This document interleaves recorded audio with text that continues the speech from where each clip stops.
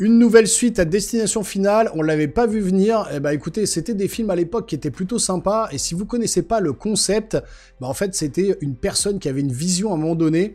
Par exemple, le premier, c'était dans un avion. Il voyait que l'avion se crachait. Et donc, il sortait de l'avion en emmenant avec lui quelques personnes. Et donc, l'avion se crachait juste derrière. Énormément de morts. Mais la mort n'accepte pas qu'on lui échappe. Et donc, elle traquait chaque personne, une par une, en lui infligeant des morts plus... parfois débiles les unes que les autres, ou en tout cas plus gore les unes que les autres. Et donc il y a eu 5 films, et là on est au 6e, hein, Destination Finale Bloodlines, et il y a eu un trailer qui est sorti, donc on va aller regarder tout ça, on va réagir, et on va analyser comme d'habitude le trailer, donc installez-vous confortablement, c'est parti.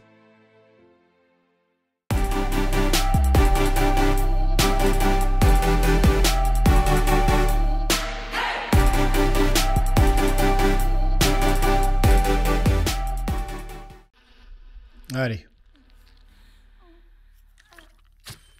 Père vient de mourir, j'accepte. Ah, un piercing, ok. Non, on me demande de faire la fermeture. N'oubliez pas de nous mettre 5 étoiles, hein. Vous likez, vous vous abonnez, etc. Putain, le salon il est dégueulasse, hein, j'aimerais pas y être. Hein.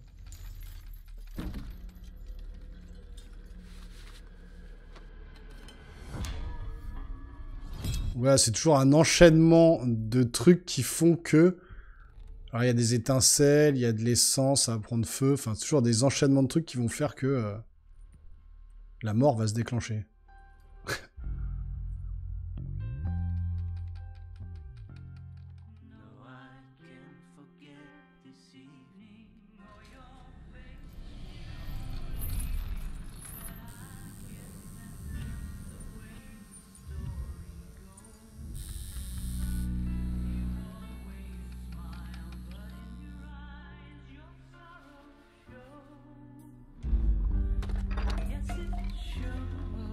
C'est toujours pareil.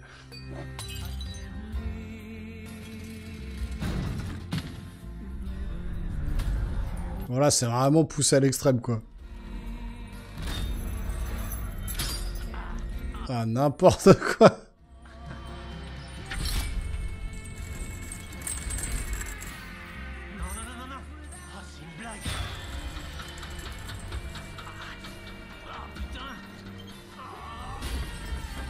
Je sens que ça va être dégueulasse. Ok. Ah.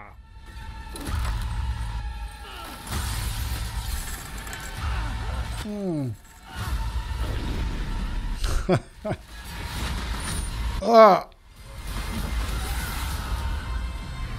N'importe quoi. Ouais, bon, c'est bien dans l'esprit, en fait, du truc, quoi. La mort en héritage. Au cinéma le 14 mai. Ok. Bon. C'est effectivement... Il nous montre une mort qui peut paraître absurde, mais c'est tout à fait le concept de Destination Finale. Hein.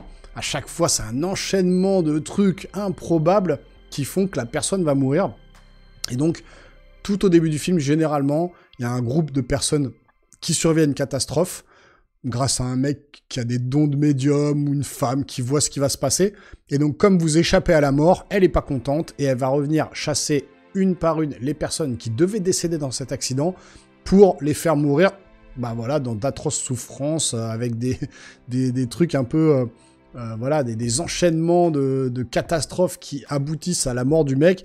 Donc là, carrément, voilà, le truc qui coule, il met la musique triste, l'essence qui tombe, elle se met à s'enflammer, il se fait accrocher par le nez, il monte en l'air, il se fait pendre, il tombe dans le feu, il brûle vivant.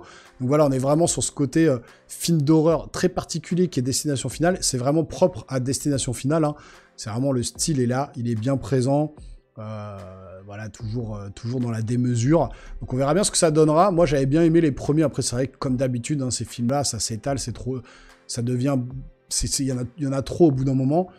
Mais pourquoi pas, voilà, se taper une petite barre de rire au cinéma, parce que c'est plutôt pour ça qu'on va y aller, hein, plus que pour le côté horrifique. C'est pour le côté, mais comment, voilà, ce mec-là va mourir à ce moment-là, voir l'enchaînement du truc, c'est ça qui nous intéresse et qu'on a envie de voir.